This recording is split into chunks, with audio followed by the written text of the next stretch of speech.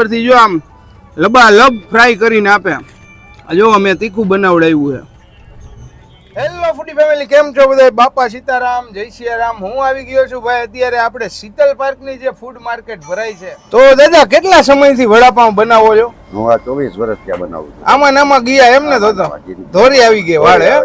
ટકો થઈ ગયો. ટકો થઈ ગયો હે? જોવો જી 24 વર્ષથી વાલા મિત્રો દાદા એક જ સ્વાદ. અને હવે તો ભાઈ સાથે બટેટાની ચિપ્સ ને મરચાઈ ખવડાવવાના ને. હા, મોજ કરાવી દેવાની ને. કરાવી દેવાની 25 રૂપિયામાં. 25 રૂપિયામાં વાલા મિત્રો જોરદાર વડાપાઉં બનાવે છે. અને જલારામ વડાપાઉં એટલે ભાઈ જલા બાપાના આશીર્વાદ હોય એટલે કાંઈ ઘટે જ નહીં.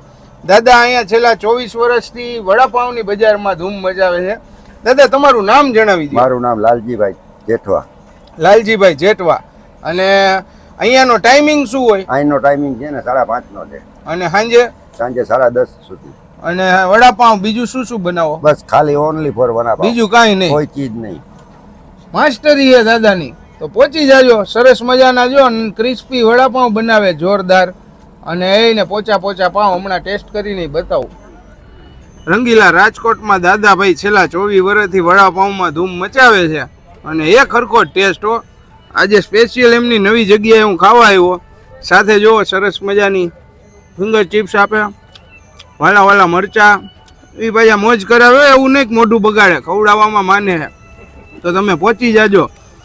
મારા જેવા ખાવાના શોખીન હોય ને એ ખાસ. ને ઉપરથી જો આમ લબાલબ ફ્રાય કરીને આપે. જો અમે તીખું બનાવડાવ્યું છે.